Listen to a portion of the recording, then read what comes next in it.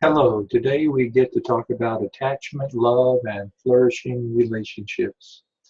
For me, one of the more fascinating areas of research in psychology has to do with attachment.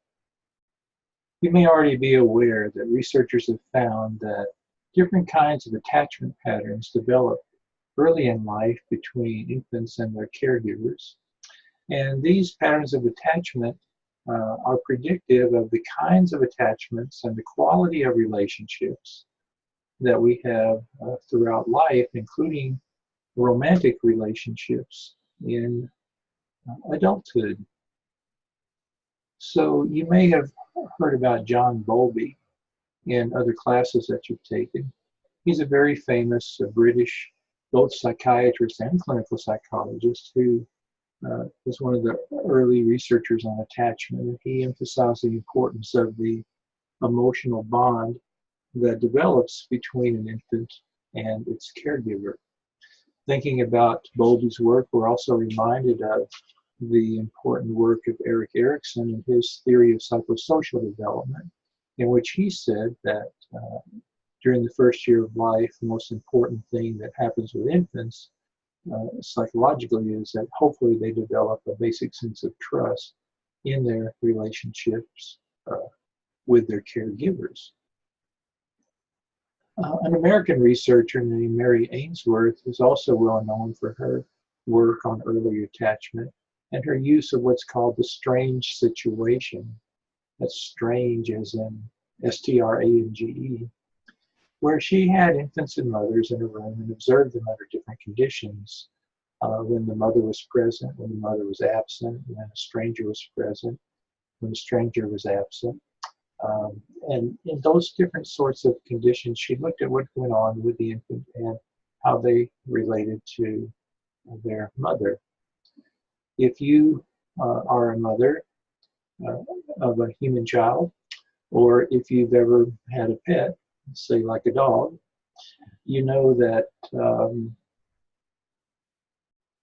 infants, dogs do this too, they develop an attachment to their human caregiver, and they use their human caregiver as as a secure base.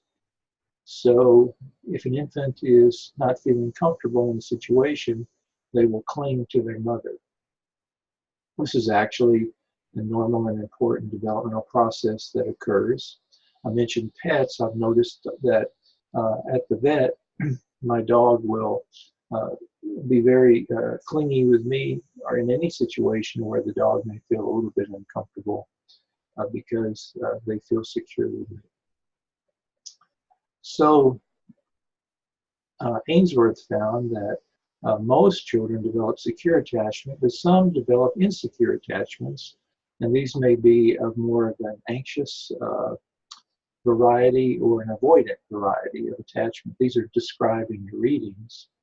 The children who develop more of an anxious, what's sometimes called anxious ambivalent or resistant attachment, they have a mixed kind of relationship with their caregiver. And when the caregiver leaves and comes back, they may both approach their caregiver, but also show aggression towards their caregiver. Whereas the avoidant kind of attachment in the infant, they really aren't that soothed by their caregiver. So imagine now, let's fast forward to adult relationships. We also see secure and insecure attachments in adults.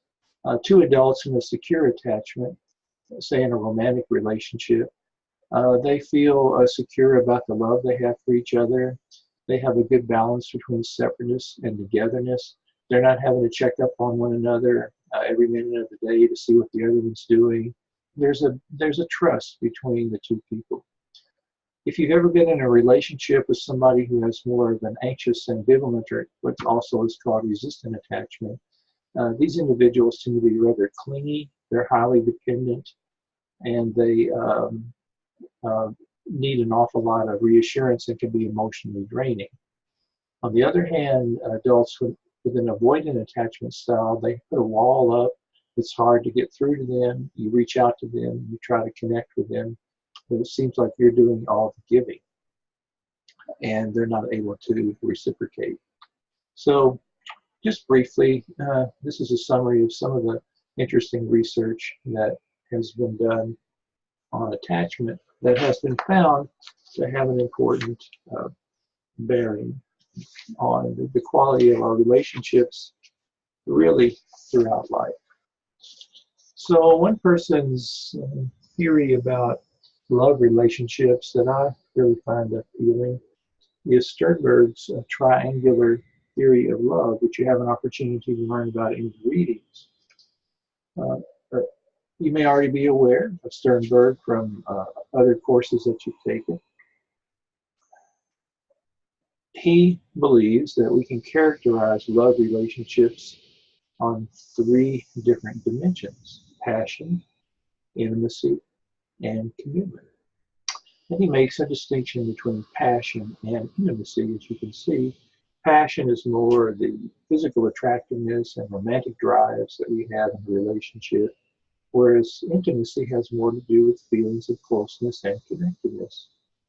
And of course, commitment has to do with our ability to invest ourselves in the relationship, making a decision to initiate and sustain a relationship. Well, using these 3 different dimensions of love, Sternberg has been able to characterize about 8 or 9 different kinds of love relationships. 2 of them I would like to focus on: companionate relationships and consummate relationships, because you can see both of these kinds of love relationships in happily married people or people otherwise in long-term committed relationships. In a consummate relationship, all 3 of these elements are present: passion, intimacy, and commitment. And in a companionate relationship, there's less of the passion element, but still a high level of intimacy and commitment. Some relationships may start out as consummate and may evolve into companionate relationships over time. But many people in companionate relationships describe themselves as being happy in their relationships. Another idea shared in our reading that I wanted to comment on is this notion of how a relationship can expand the self. This is the Aaron's, A-R-O-N, Arthur and Elaine Aaron's self-expansion theory of romantic love.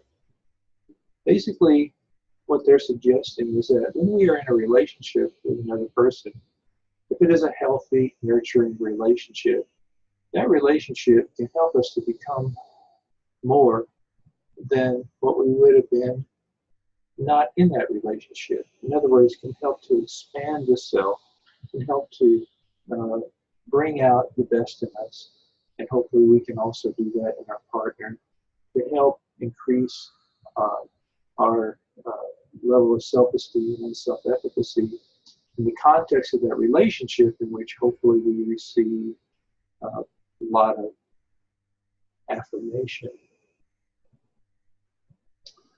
So we've already talked about mindfulness, and in our reading for this area today on relationships, we have the opportunity to look at how the concept of mindfulness can apply to relationships. John Harvey is known for his work in this area, and he identifies 5 components that characterize what he calls minding relationships. These are reciprocal knowing, relationship enhancing attributions, accepting and respecting, maintaining reciprocity, and continuity and minding. So let's talk about each of these a little. the reciprocal knowing process. If we're in a love relationship that is mindful, we are continually engaged in wanting to know our partner better, wanting to know their thoughts, feelings, their experiences day by day, their dreams, their aspirations, their successes, failures. We want to be there for them. We want to be into them in a healthy way and really actively engaged in our partner's life. Not in a way that's trying to control them, not in a way that's judging them or criticizing them, but in a way that shows, I love you, I value you, you're important to me, what's going on with you matters to me. Relationship enhancing attributions. We've already learned about what's called the fundamental attribution error, where we tend to attribute the undesirable behavior of other people to personal, internal factors, and rather than to situational factors. Well, in healthy relationships, the opposite is true. When our partner does something that we find disagreeable, we're more likely to attribute those actions to situational factors rather than internal personal factors. I'll give you an example. It was my birthday. My wife forgot to give me a birthday card. Now, I could have made a big deal out of that, but I didn't, because I made a relationship enhancing attribution. I told myself, she has a lot on her plate.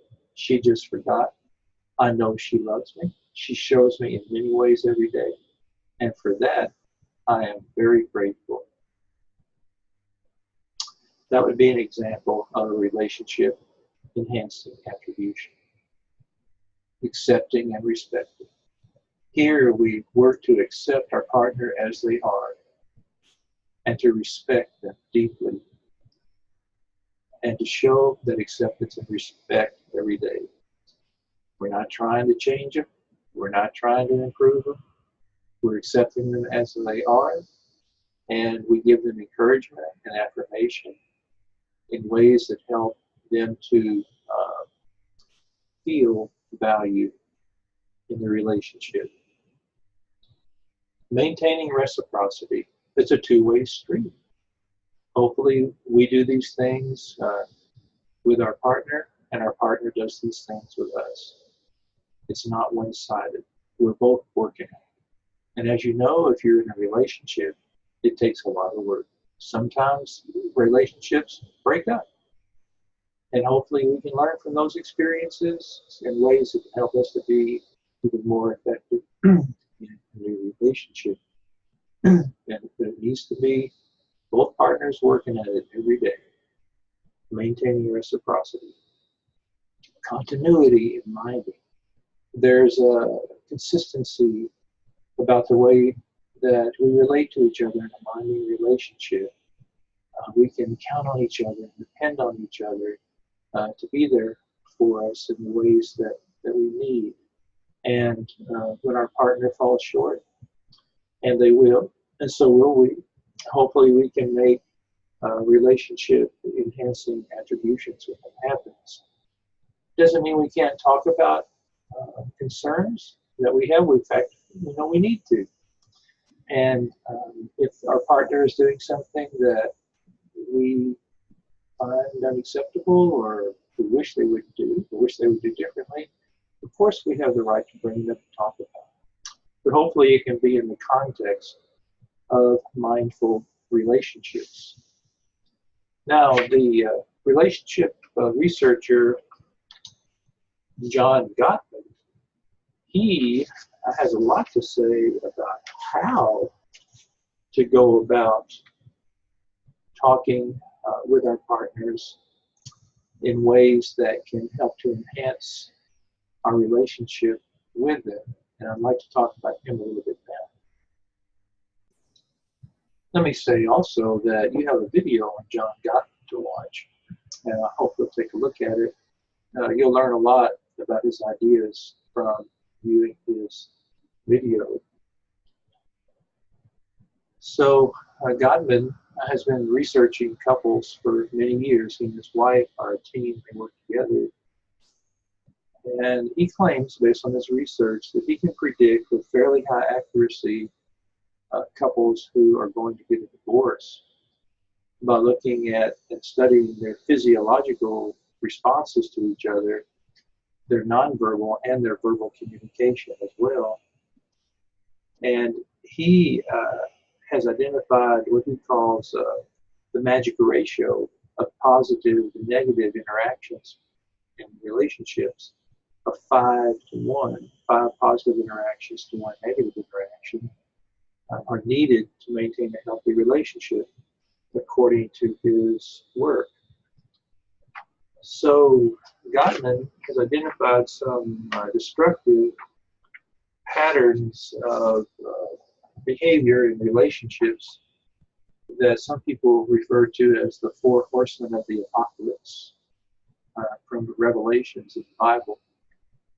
And then he's identified 4 constructive alternatives to these 4 destructive behavior patterns, which he calls undermining behaviors. You may be aware of these already, but they include criticism, contempt, defensiveness, and stonewalling. So we're going to get into defining each of these patterns of behavior, but let me say, when you watch the video, you will actually see couples demonstrating these different patterns of behavior. It's pretty eye-opening, and if you're like me, you probably see yourself in some of these undermining kinds of behaviors. We've probably all done some of them in one time or another. Hopefully it's not habitual, and hopefully we have more positive interactions than negative interactions. But learning about these can help us to become more mindful of our own behavior and to work on replacing these undermining behaviors with his, what he calls enhancing behaviors. Criticism, pretty self-explanatory. So, when we criticize our partner, we tend to make you statements, we tend to put them down. Sometimes we may say things that are pretty insulting in the way we make critical comments. Sometimes we may even become verbally aggressive and use name calling or profanity, and nothing good ever comes of that. Contempt is even more extreme, with heavy doses of name calling, sarcasm, character assassination, overgeneralize. You can't do anything right. Do you have some kind of mental problem? There's this underlying emotion of disgust that comes through in contempt. As you can see, it's very destructive. Defensiveness. Here, if our partner brings something to our attention, we put up roadblocks, we turn it back around and we blame our partner. We're not able to take in feedback and take responsibility for our part of what's going on in our relationship. And we may counterattack when we become defensive. Then finally, stonewalling. And this is basically when we shut down. It might be, some people might call it the silent treatment. We may give somebody the silent treatment when we're angry, and it's a way of punishing them. The stonewalling can also occur when we are overwhelmed with negative emotion, and there's this sort of a short circuit that takes place, and we become blank.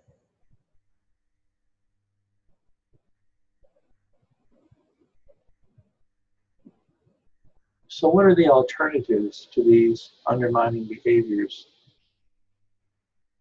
The enhancing behavior that Gottman suggests to replace criticism is complaint.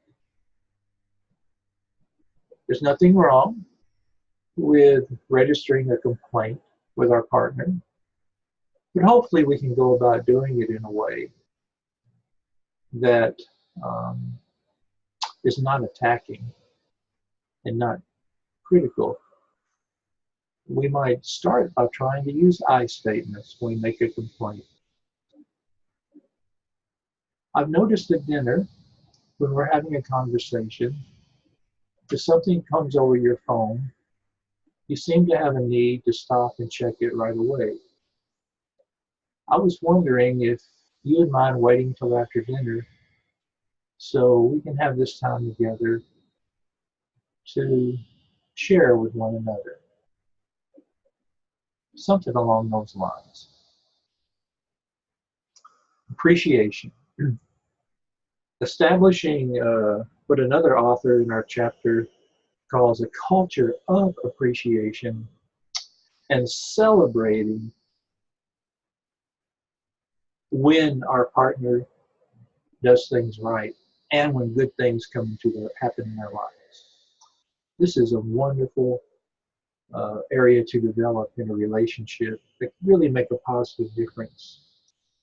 So through words and actions every day, we show our appreciation to our partner. We do not take them for granted, hopefully.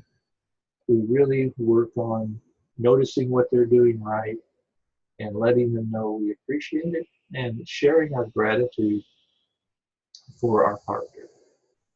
And if something goes wrong and we have an argument or our partner does something that's objectionable, hopefully we cannot fall in the trap of all or none thinking, and just because one bad thing happened, then we start telling ourselves, oh, this is awful, this is terrible, it's never going to get better.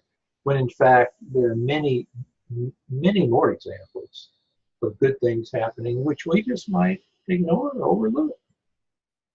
We need to pay attention to those things, and we need to show our appreciation. Responsibility.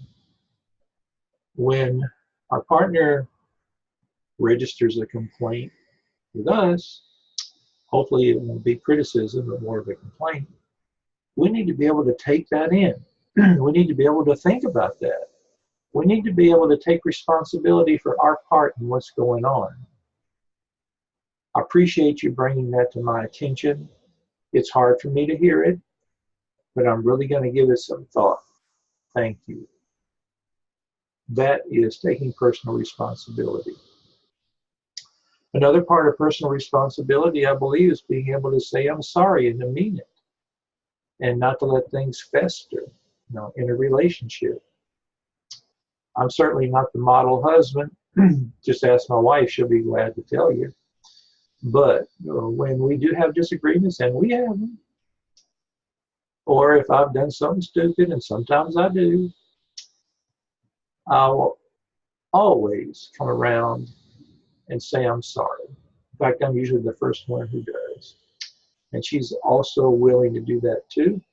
And then we can laugh about it. We're always able to do that. Sometimes it takes a while to get to that point. And I'm not saying it's easy. And sometimes I might not be exactly sure what I'm apologizing for yet, but I know I've done something that's hurt her feelings or otherwise gotten in the way. So being willing to take personal responsibility for our part in what's going on. And part of that, I believe, is being able to apologize, say I'm sorry, and to mean it.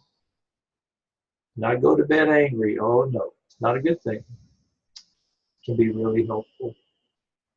And then finally, instead of stonewalling, to be self-soothing. Now, if you happen to have an argument with your partner and both of you are really upset, you may need to take some time to calm yourselves down before you can talk about whatever's going on. instead of reacting out of anger. So to let your partner know, this is important to me, and I want us to be able to finish this discussion, but I need to have a few moments just to calm myself down a little bit here before we talk about it further. Can be helpful. We need to learn how to do that with ourselves, so we're not just reacting out of anger. And when we react out of anger, as I'm sure you well know, we tend to say things and do things that are hurtful, that tend to be blaming, or we may be more likely to engage in one or more of these undermining behaviors, and it doesn't help. In fact, it tends to make the situation worse. So being self-soothing, being able to calm ourselves down, take responsibility for our own emotions and what's going on in this situation, not blaming the other person for what we're feeling. And you make me so angry. That's not a helpful thing to say. It's much more helpful to be able to say something like, when you do that or when you say that, I find myself getting angry, and I don't like feeling that way. And I don't want that to keep happening between us. So can we talk about how we can make that better? Something along those lines. But you're not blaming the person for your feeling when you approach it that way. What you are doing is you are letting them know how you are being affected by the interaction that's going on between you. But whatever it is that you're feeling and how you deal with it, it's your responsibility, not your partner's responsibility. Now, with all of these things I'm saying, I'm talking to myself because I need to hear all this too, and I need to keep working on these things. Well, I hope that what you learned from your readings on this topic will be personally useful to you, and that you'll find the kind of research that's been done on relationships described in this chapter fascinating, and that you'll want to learn more. Thank you.